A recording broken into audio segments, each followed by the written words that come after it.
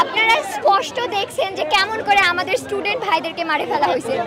রাজশাহী পলিটেকনিকে পড়ে হামিম খান, ওকে আটক করা হয়েছে বিনা কারণে। ও হচ্ছে ওর ফোনটা পর্যন্ত সিজ করে রেখে দিছে। আমি ফোন দিছি, আমাকে অজ্ঞাত পরিচয় দিছে, দিয়ে বলতেছে জেলা স্কুলে এখানে আসেন নিয়ে যান। আমি যখন এখানে গেছি আমাদেরকে বলতেছে, আমি তখন বুঝতে পারছি যে এটা হচ্ছে ওনাদেরই কার্য, মানে হচ্ছে কার্য। তখন আমি বলছি যে হচ্ছে যে ফোনটা অন্তত আমাকে দিয়ে যান। তখন ওরা বলতেছে আমরা কি আপনাদের চাকর। তখন আমি বুঝেছি কেন আমার ফ্রেন্ডকে আটক করা হলো। সে তো কোনো অন্যায় করতে আসেনি এখানে, ওনাকে কেন আটক করা হবে? উনি শিক্ষার্থী, এটা ওনার ভুল। কোনো প্রকারের সহিংসতা ছাড়া, কোনো প্রকারের ছাত্র দল, ছাত্র লীগ, ছাত্র শিবির, যে কোনো ট্যাগওয়ালা ব্যক্তিদের থেকে দূরে থেকে আমরা যতটা অসহিংসভাবে আন্দোলন চালিয়ে যেতে পারি আমরা চালাবো। এক্ষেত্রে যারা প্রশাসনের ভাইরা আছে তাদের সাথে আমরা যতটুকু সমন্বয় করা সম্ভব হয় আমরা তাদের সাথে সমন্বয় করে আমাদের আন্দোলন চালিয়ে যাব।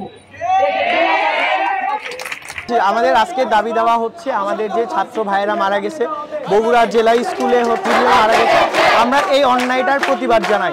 আমরা চাই, বলতে চাই আমাদের স্পষ্ট কথা, আমরা কোনো সহিংসতা চাই না। আমরা না ছাত্রদল, না ছাত্র শিবির, না আমরা কোনো ছাত্রলীগ। আমাদের একটাই দাবি, আমরা সুন্দর বাংলাদেশ চাই, সুস্থ বাংলাদেশ চাই। আমরা ঘুম থেকে উঠে একটা সুন্দর ভোট চাই। আমরা এই অন্যায়ের প্রতিবাদ করতে চাই, আমরা এটার বিচার চাই। আমাদের দাবি একটাই, আমরা এটার বিচার চাই।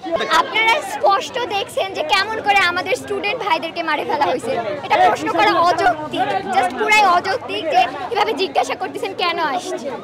আমার নিজের ক্লাসমেটের গায়ে, আমার নিজের কলেজ ড্রেসে আমি রক্ত দেখছি। আমার নিজের ক্লাসমেট যার কাছে সাথে বসে পরীক্ষা দিয়ে ক্লাস করি, তার গায়ে রক্ত দেখছি।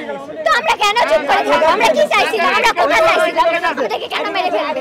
আজকে পৌরবাড়ি থেকে আমাদের সাধারণ 3 জন শিক্ষার্থীকে আটক করা হয়েছে বগুড়া জেলা পুলিশের পক্ষ থেকে। আমরা আজকে রাত 12টার মধ্যে এই 3 জনের সঠিক তারা নিরাপদ আছে কিনা আমরা তা জানতে চাই। 12টা না, ওরা যদি শোনো, যদি রানার প্লাজার সামনে থেকে মারা হয়েছে, আমরা ছেড়ে দেব, এখনই ছেড়ে দেব। ওই গার্জিয়ান পাঠাও, ছেড়ে দেব। অলরেডি আমাদের আন্দোলন মফস্বল পর্যায়ে বিস্তৃত হয়ে গেছে, তবে আরো অর্গানাইজড হবে কিনা, যেহেতু সেইটা সরকার আমাদের দাবি মানার উপরে নির্ভর করছে। আজকে এই মুহূর্তে যদি আমাদের 9টা দাবি মেনে নেয়, আমরা আর রাস্তায় নামবো না। আমরা সাধারণ শিক্ষার্থীরা আছে, আমাদের ভার্সিটি খুলে যাক, আমরা সাধারণভাবে ভালোভাবে গিয়ে পড়াশোনা করি, আমাদের পরীক্ষাগুলো ঠিকভাবে চলুক, এইটুকুই। আমরা সবাই সমান।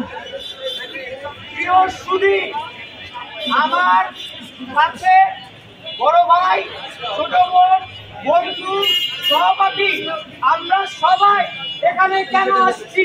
আমরা শান্তিকামী মানুষ, আমরা বাংলার মানুষ, আমরা এই বগুড়ার মানুষ। আমরা শান্তি চাই, আমরা অন্যায়ের বিরুদ্ধে দাঁড়াতে চাই,